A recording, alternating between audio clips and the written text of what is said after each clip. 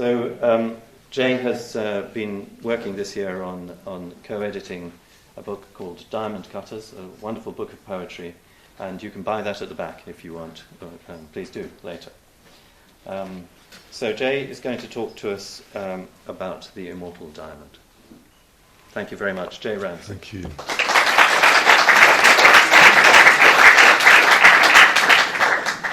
And this Jack, joke, potsherd is immortal diamond, is immortal diamond. Do you recognise that? Gerald Manley Hopkins, at the end of his amazing poem about the resurrection. And in those few phrases he captures our state of humanness and essence, it seems to me, simultaneously in those amazing closing lines. So that's my theme. I want to start by just saying a few things about why I feel poetry is important now within the context of the transition that we're all very much aware of.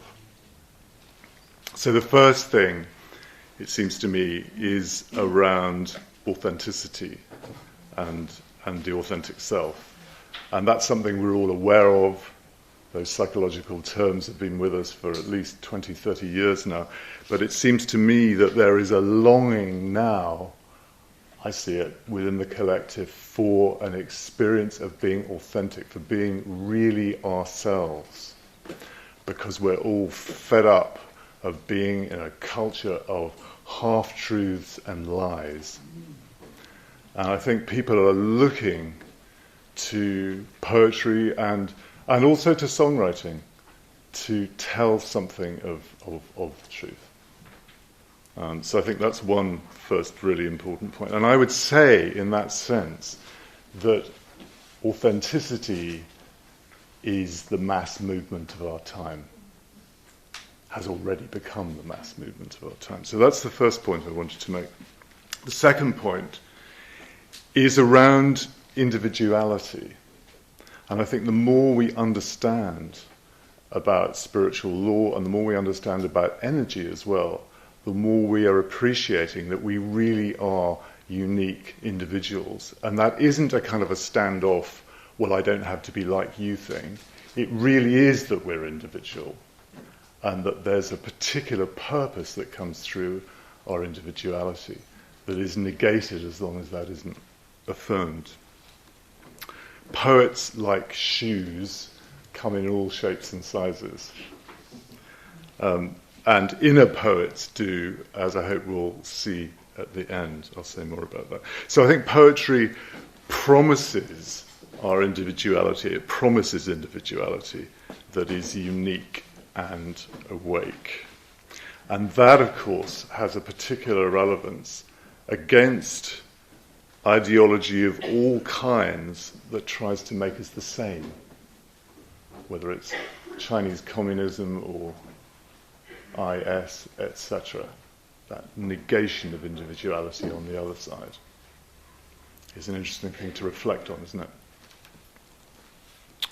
And the third point that I want to make here is that poetry is about the primary voice.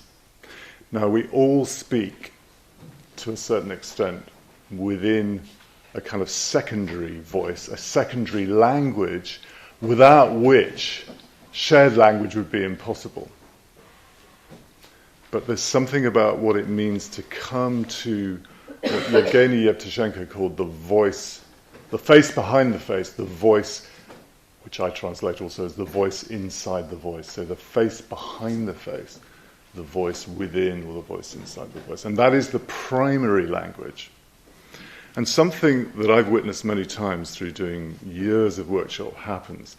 When people start to access the primary voice, something very powerful happens within them. Not only have I seen people who've perhaps never written before naming something that's never been expressed and the consequent release that happens through that, but there's a particular kind of energy that comes, and those of you who write will know exactly what I mean. As Rambo referred to it tough force. The poem generally is translated, it's one of his illuminations, and it's translated, the last line is usually translated as, this is your strength. But the original French is more specific, tough force. So it's that energy. Now these aspects have both spiritual and, it seems to me, political implications for us at the same time, within what my dear friend Andrew Harvey refers to as sacred activism. And very simply, Andrew's insight was that on the one hand, we've tended to have activism without a spiritual resource burns out. So we have the figure of the burnt-out activist or the burnt-out environmentalist. On the other hand, what we've had, or can have anyway still, is a kind of spirituality that becomes solipsistic when it doesn't refer really outwards to the world. And Andrew saw these as polarities, and in fact he had a kind of mystical experience where he saw the necessity of a third way between these two, which he named as sacred activism. And a reference for you there is his wonderful book called The Hope, A Guide to Sacred Activism. If you don't know that book, it's a really marvellous and uplifting and very real book. So he's the co-editor of this anthology I'm going to be performing some poems from for you. So poetry is very much, as Shelley also recognised, a spiritual path. And it took me quite a while to realise, am I a this, or am I a that, or am I another? And in allowing myself to actually be a poet, I thought, well, actually this is my path. This is my spiritual path. And for me, every poem is a threshold. And sometimes indeed, a threshing floor. Where the gatekeeper or guardian, to translate this metaphor, is the tutelary spirit of the experience of the poem and its learning. I always say to people when I'm talking about poetry, I have learnt everything I know, pretty much about everything, by writing poetry about it. In an ordinary experience, you tend to have the experience once and then it's in memory. If you write about that experience, you have the experience 10 times over, maybe 20 times over. And of course it enters deeply within your own being, your own soul being, and of course your intelligence as well. So I think very much of poetry as an initiation in that sense. So, authentic means deep, not shallow. Immersed rather than detached or indifferent. Yeah. Individuality means the soul's journey, which always and forever, by definition, is something deeper than the ego or the personality.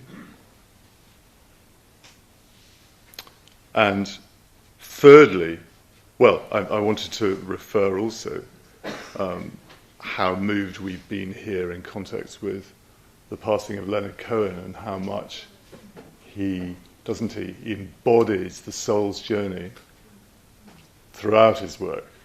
I remember being very struck by seeing the film Bird on a Wire, if you've seen that film, and the way that tour ends with him playing in Jerusalem, and his absolute authenticity when he, withdraws from the stage because he just simply can't. He's so overwhelmed by the response he's getting, he actually can't sing anymore. So he goes backstage and he does something that his mother recommended he do, which is he has a shave.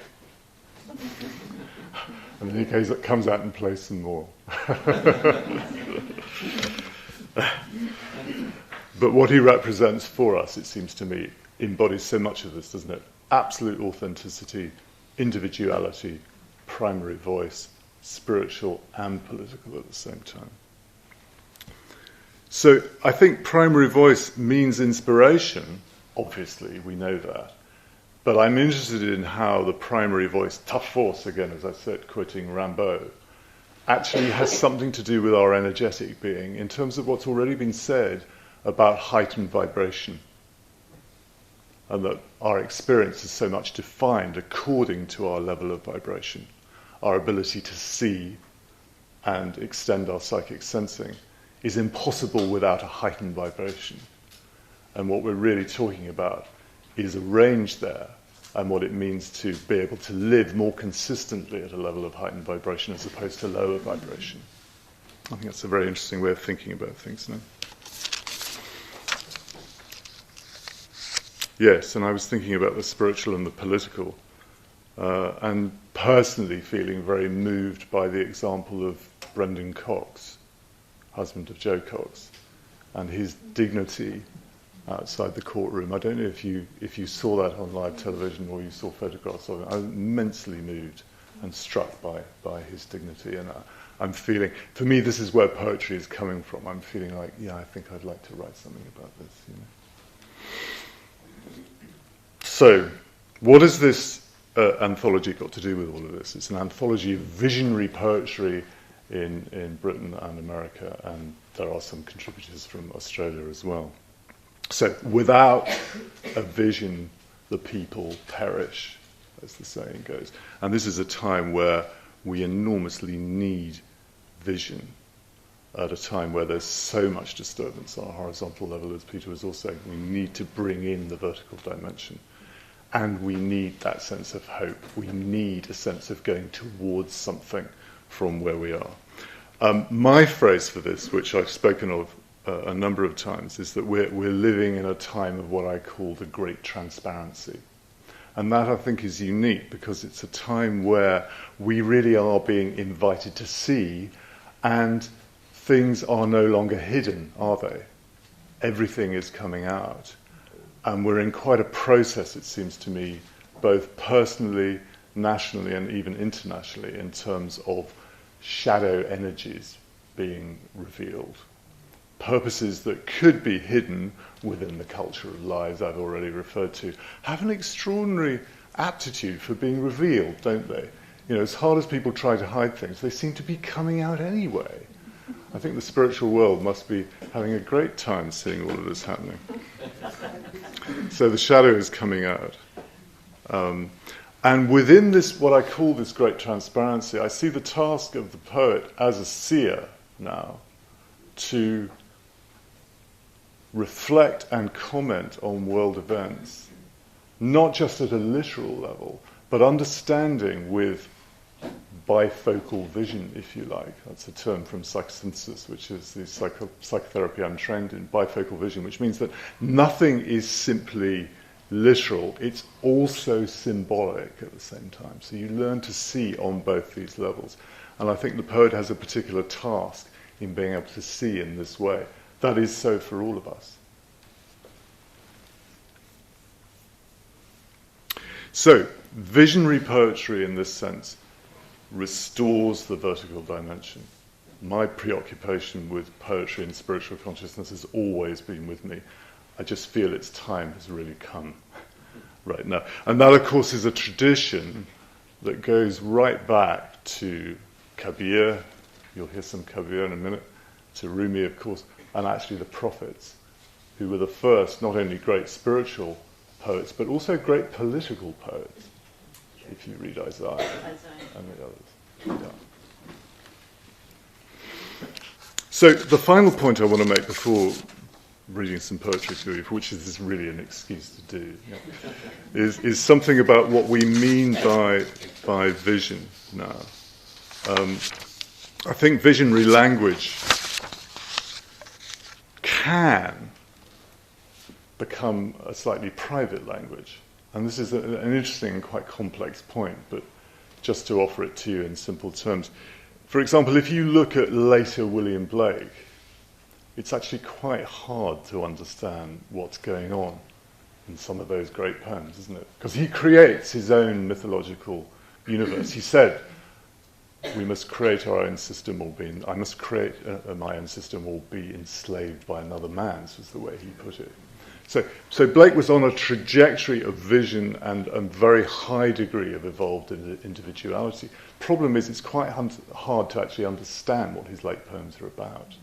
And I think they go more and more into an inward world. And I think psychologically, because Blake didn't feel understood and appreciated altogether in his own time, he withdrew to some extent, didn't he, within his own visionary terms of reference. I completely understand that and respect it.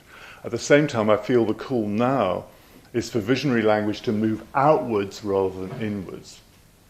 For us to be able to say and perhaps see the vision actually is what is happening on the planet right now. This is the alchemy. This is the process. We're in it, whereas Bob Dylan would say, we're in the thick of it. So that turning around is something I think you'll see evidenced in these poems. And I think it's an important point to make about what we mean by visionary now.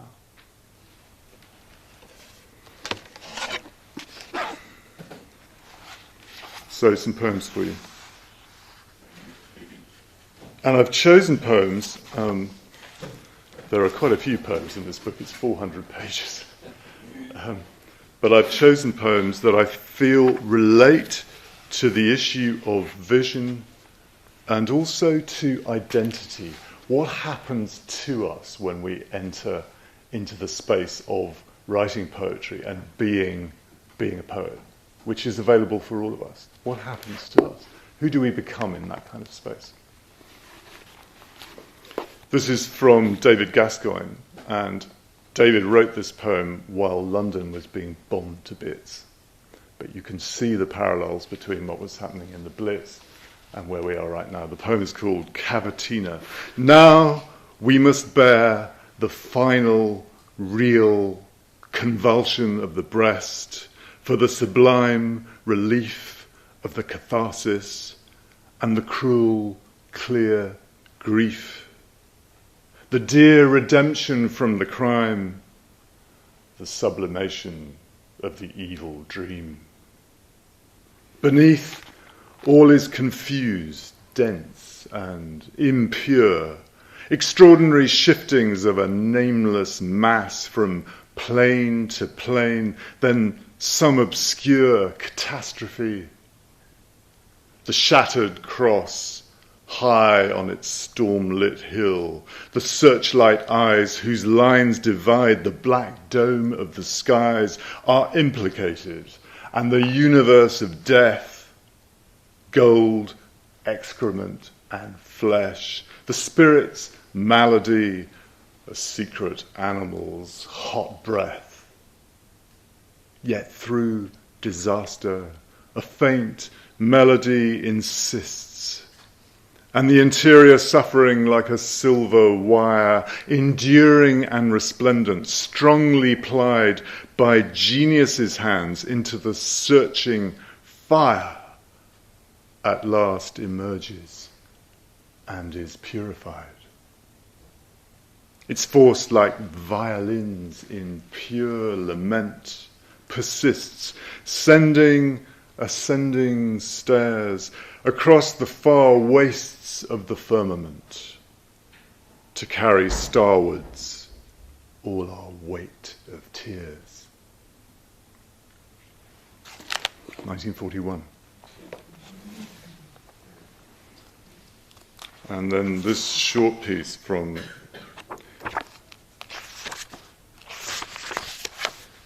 my dear friend Kathleen Rain, around this level of honesty that is available to us within poetry, from On a Deserted Shore. In heart's truth, I declare, what most I fear to find beyond death's veil, not legendary hells of ice and fire, but a face too merciful for my own devil-peopled soul to bear.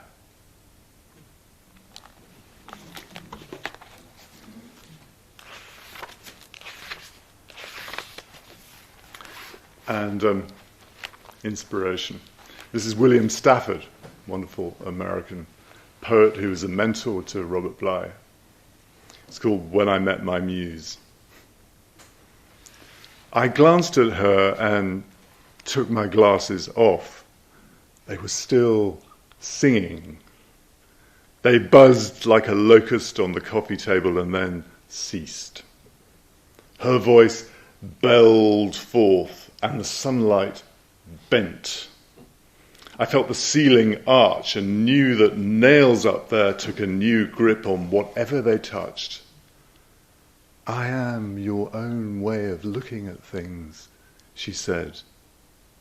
When you allow me to live with you, every glance at the world around you will be a sort of salvation. And I took her hand. That's what you're supposed to do with your muse, yeah?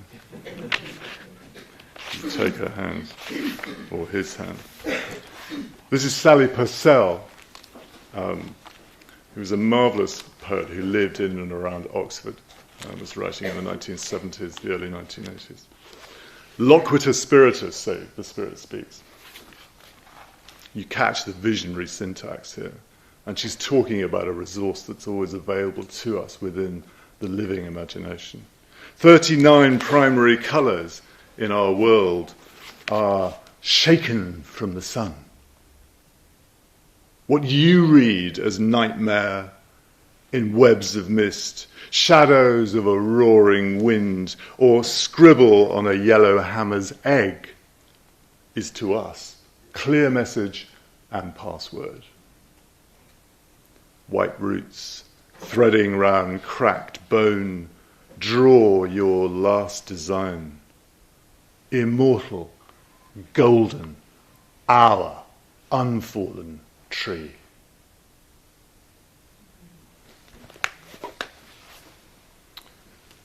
I mentioned Robert Bly, Robert's 90 this year on December the 23rd. What a gift he's been to poetry and to our culture with all his work with and for men as well. And I mentioned this is a shadowy time, and a lot of his late poems really hold that recognition of the shadow. So I'm going to read one of those for you. It's called Advice from the Geese. Hurry! The world is not going to get better. Do what you want to do now. The prologue is over. Soon actors will come on stage carrying the coffin. I don't want to frighten you, but not a stitch can be taken on your quilt unless you study. The geese will tell you a lot of crying goes on before dawn comes. Do you have a friend who has studied prisons? Does a friend say, I love the 12 houses? The word houses suggests prisons all by itself. So much suffering goes on among prisoners. There is so much grief in cells. So many bolts of lightning keep coming from the unborn. Please don't expect that the next president will be better than this one. 4 o'clock in the morning is the time to read Basilides. Every seed spends many nights in the earth. Give up the idea the world will get better by itself. You will not be forgiven if you refuse to study. Take all of that as metaphor, I'm sure you have. But I love that. You will not be forgiven if you refuse to study. In other words, become conscious, I think, is what he's saying. Dear Robert Bly. So, moving on now to some of Andrew's translations. Andrew Harvey is a wonderful speaker. If only you have heard him, you'll know what an absolute firebrand he is. But he's a great translator of sacred poetry as well. So there's some of his translations in this book of Kabir and Rumi. So here's a Kabir poem for you called Those Who Know, which seems germane to some of what's been shared here in the room already. Those who know. Those who know the million colours and forms spring from one colour, one form, pay no attention whatsoever to castes or divisions. Those who do not recognize God die. Those who give their hearts to anything but God die. Those who enthuse about the scriptures, they die too. They adore the words, but never realize the spirit behind them. All they go about doing, in fact, is applying makeup to eyes already blind with prejudice. Oh, Sheikh Tazi, realize once and for all the Lord of Eternity lives in every pot. That's 15th century, by the way. He was somewhat ahead of his time. Great iconoclastic poet. Kabir. Kabir, yeah. And here's a little Rumi for you, also in Andrew's marvellous translation. It's called The Master of the Work. Now, this is very meaningful in terms of what Peter was bringing forward about the threshing floor. This is the threshing floor that he's evoking here. The Master of the Work.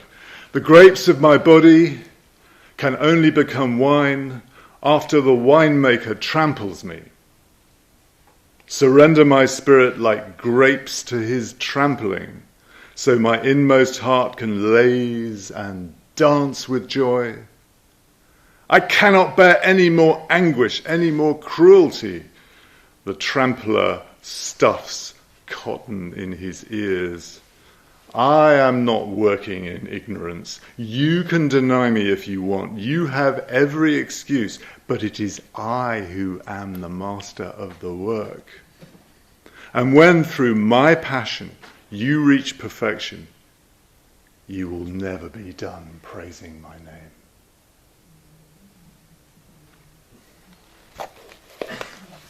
What it is to reach a point where we can bless our own suffering.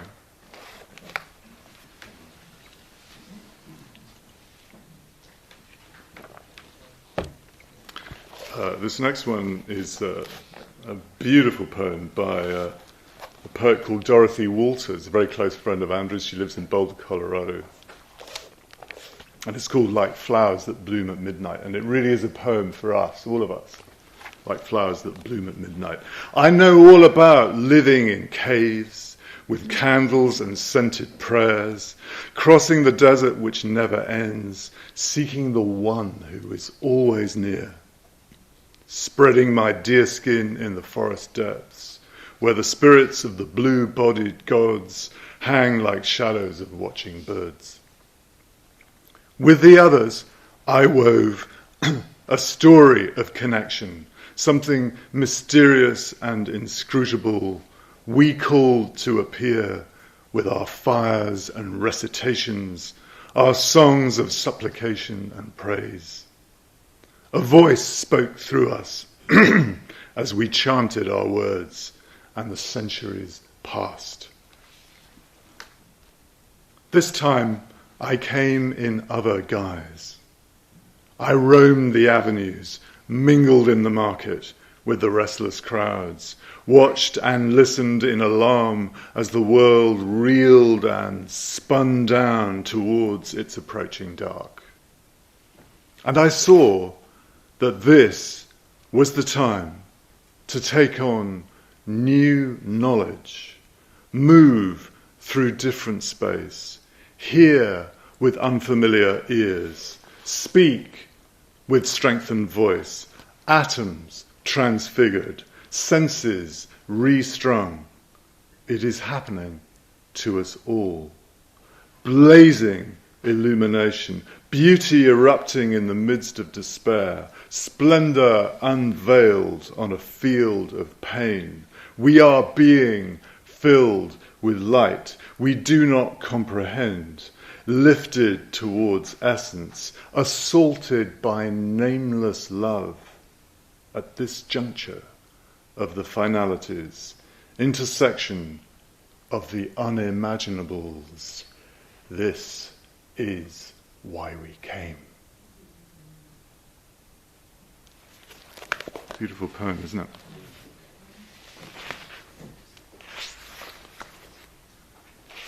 And I sometimes think, if I reached the end of my life and thought to myself, gosh, I've lived my whole life dominated by ideologies and theologies and belief systems from the past, what a waste this incarnation would have been. You know? It occurred to me.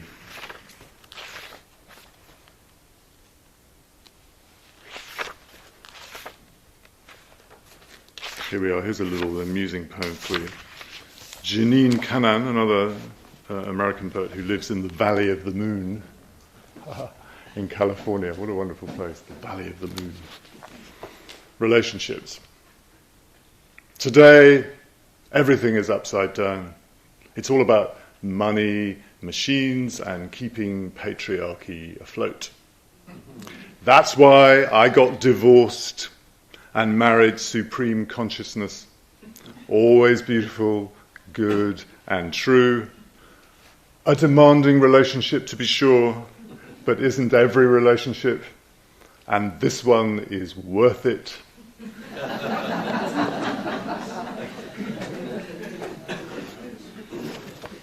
love that. Janine's fascinating because she's, to me, a marvellous example of someone who's very spiritual and very on it at the same time, and not afraid to see that the satirical also has its place within the passion of spiritual perception.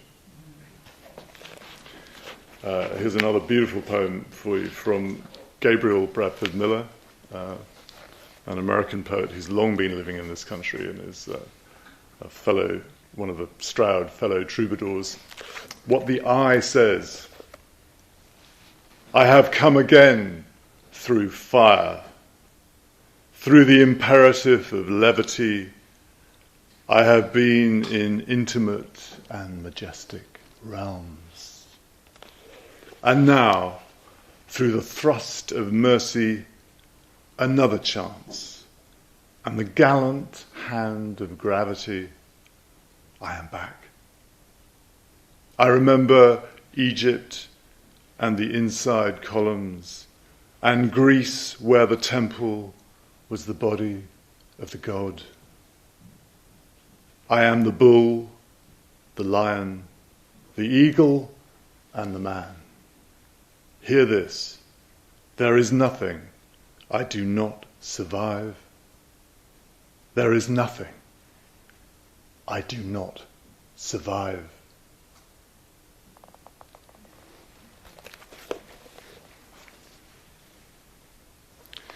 So thinking about that for the I in all of us, there is nothing I do not survive. So I'm thoughtful about how all of this can start to translate into sacred activism. So I'm going to sort of close this section of my talk for you with 4 or 5 poems that indicate this space where poetry can become sacred activism. And the first is one by me. And I was very moved while on a train to London by the news that 6 women were climbing one of the most impossible buildings in London. Do you remember this? The Shard. They were climbing the Shard to demonstrate against drilling in the Arctic, particularly in relationship to Shell, the oil company. Sorry, I don't know what's happened to my voice. Let's have another go with this.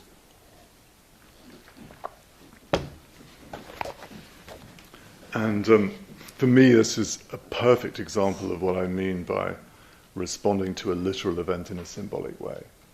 So here's the poem, Shard for the Women Saving the Arctic. And I wrote it in the midst of a rush hour crush going later that day down to Hove to see my publisher, surrounded by people on the 6 o'clock train. I was somewhere else. The very thought of it could make your palms sweat. Sheer dizzying ascent of glittering hot glass ice. Scaling it, this monument, spire of spires, bared under a godless sky, pyramid of mammon where only corporations rule, pharaohic, summit sheared off like a knife, tip snapped to skeletal scaffolding. And 6 women with rucksacks in helmets, 6 spunky angels faithful to a higher cause than passive acceptance, tailing each other, feeding back thin white rope to just over 1,000 feet. Passing a gobsmacked window cleaner and a black waitress at the 30th floor, poised with her tray in her hand as if frozen. Not even the police dare intervene. They're way beyond. Only monitored by their transport counterpart via telescope, perhaps, as they inch towards the stars, to unfurl the highest banner in the world, to shame shell free of its rationalizations, its lying, polite business speak, its pretend God horizon, where all is harmless and under control, as it is secretly planned, cold as the Arctic itself, whitewashed and snow-blind, so all they can do is climb and keep climbing. No way back down. The impossible mountain of the untransformed world, on the edge of our fragmented time, towering over all 3 offices far below, and the trains you tweet like electric worms, and the millions of us in London's bloodstream, and everywhere this image is seen in, that want a future that we can believe in, but have less and less idea where to look other than at each other without closing our eyes. Could raise them now to what we can be when we reach again for the sky.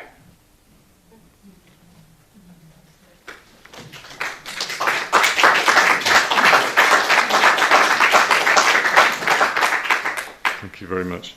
11th of July, 2013. That day. And another one for you here in this context. It's by a marvellous poet called Helen Moore. She actually describes herself as an eco-poet. She's the first poet I know who's actually come out and said, I am an eco-poet. I'm not a poet, or I'm not just a poet, I'm an eco-poet. She's living up at Findhorn now.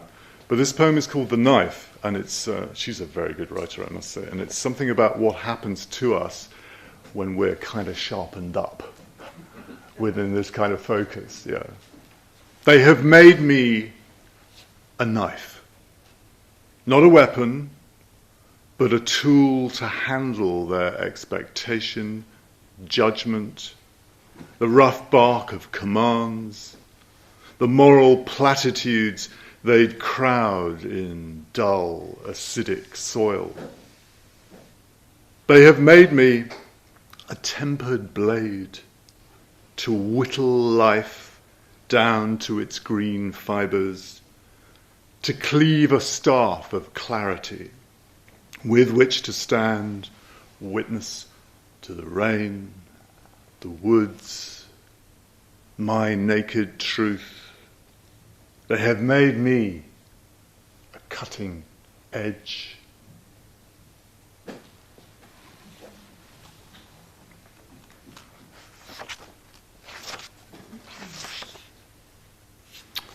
And this next poem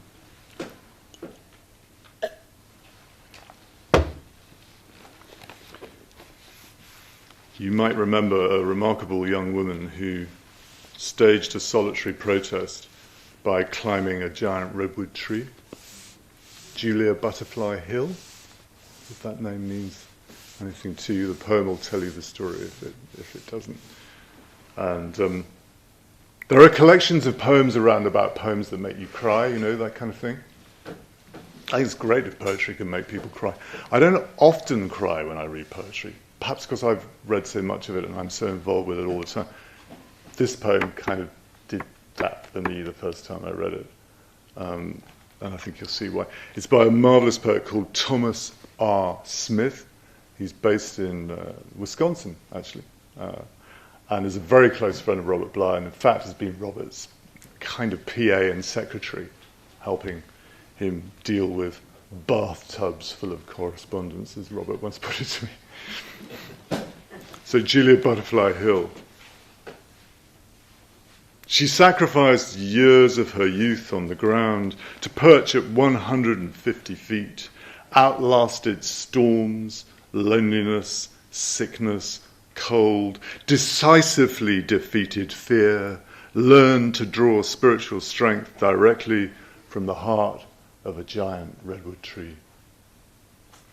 Pacific Lumber Company money men tried tempting her with deceptive offers.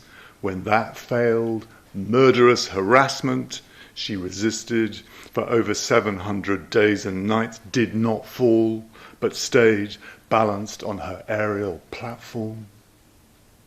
She wept often and prayed often and did not come down. Killers raged the sky around her, fires and chainsaws menaced. Sometimes she lay in pain and delirium, high above the clear cuts and burning, yet still did not descend from her purpose.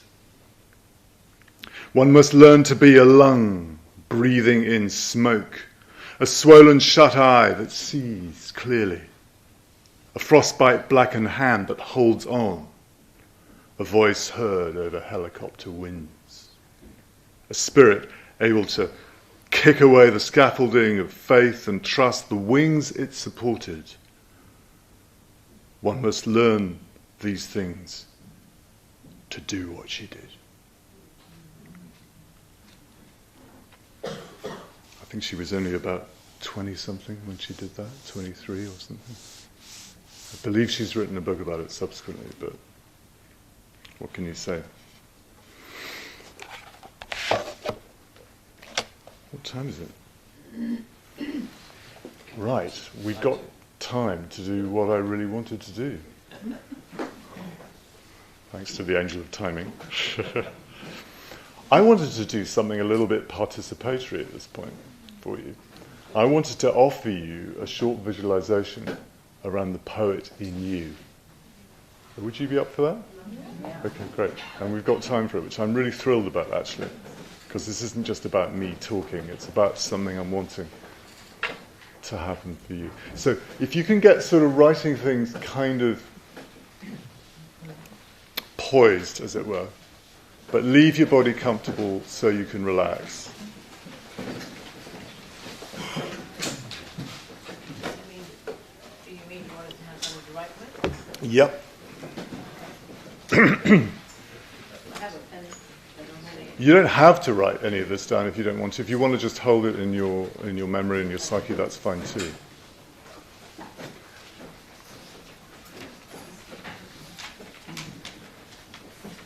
Now, I always say with the poet in you is not a stereotype, is not an archetype, but perhaps the most individual and even radical part of who we are. Here I'm trusting the wisdom of the imagination, the intrinsic wisdom of the psyche that can mirror and reflect marvelous things to us, that holds, it seems to me, a deep gnosis. There is a deep knowledge in our imagination that's already there, deeper than our personality, within our soul being individual and perhaps collective as well. So I'm inviting us to draw on that. So just making yourself really comfortable. I invite you to really be still. Really be still. Really be still. And to close your eyes when you're ready. And take a nice deep breath.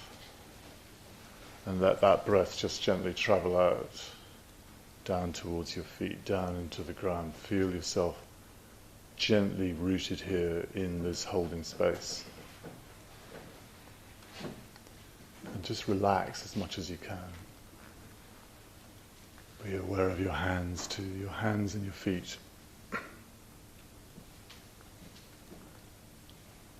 And then just imagine a path in front of you. The path goes into a wood and you're walking on it.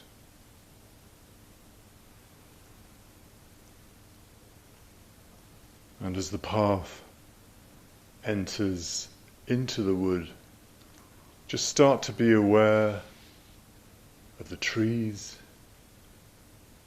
the atmosphere, the life in this wood.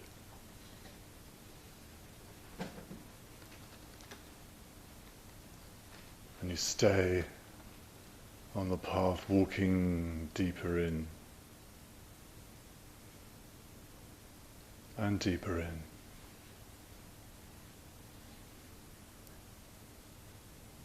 And after a while you become aware that someone else is walking beside you.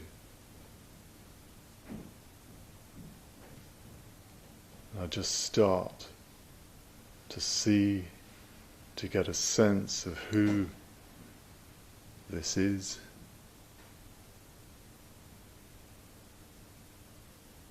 Male or female, spirit or animal. Keeping your focus.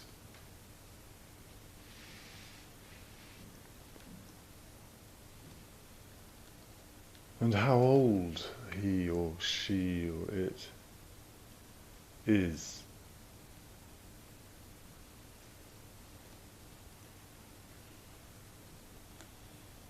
And just start to seize too what this part of you might have to say to you, with or without words.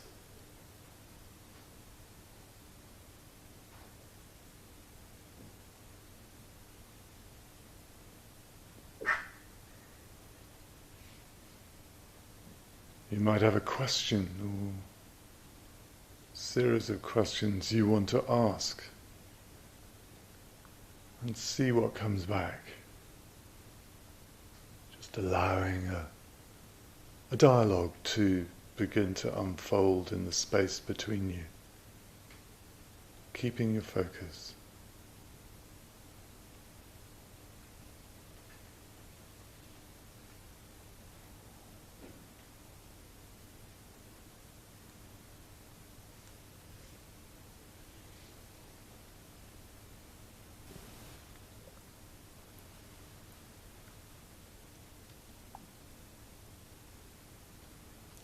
And as your dialogue just begins to draw to a close,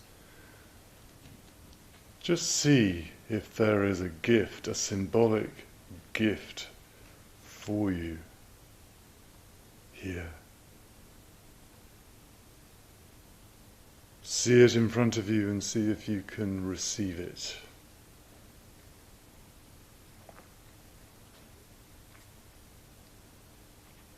A symbolic gift from your inner poet.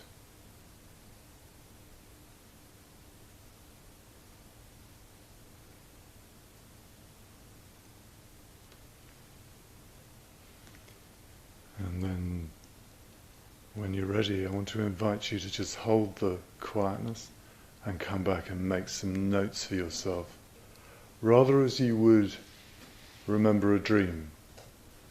Remember the small details too.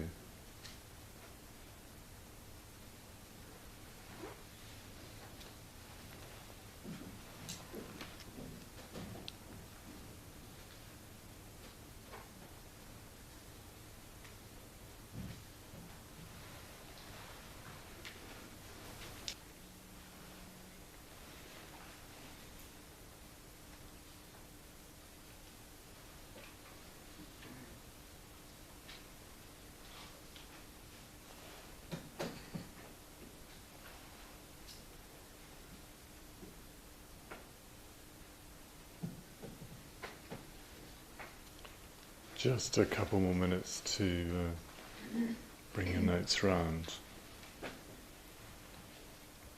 Just really reflecting on what this part of you is saying to you and inviting you towards.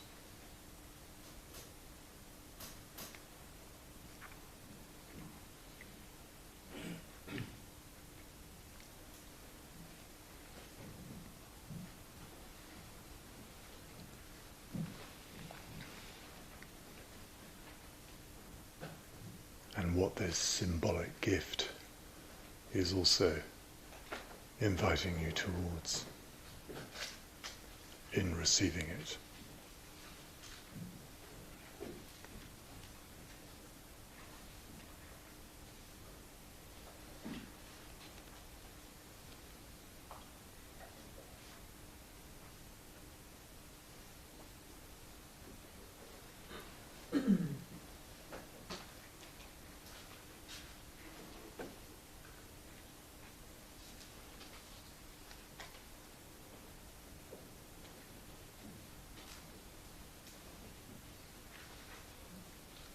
So just one more minute.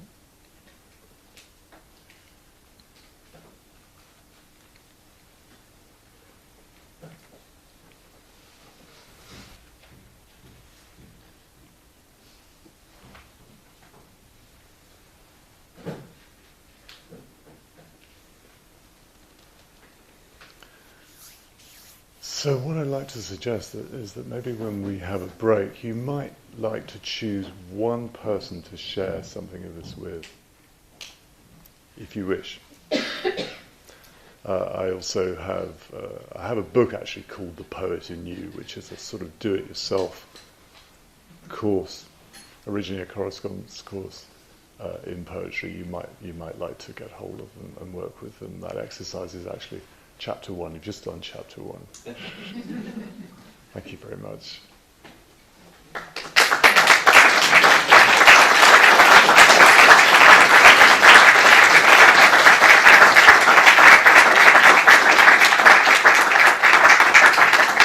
Thank you so much, Jay. That was really wonderful. I think I see you now as a sort of high priest, leading us to our higher callings from within, through poetry. High priest in a very lowly form. Not at all, not at all. So thank you, that was really wonderful. It's a real pleasure to come and speak for you again. Thank you so much. Thank you very much.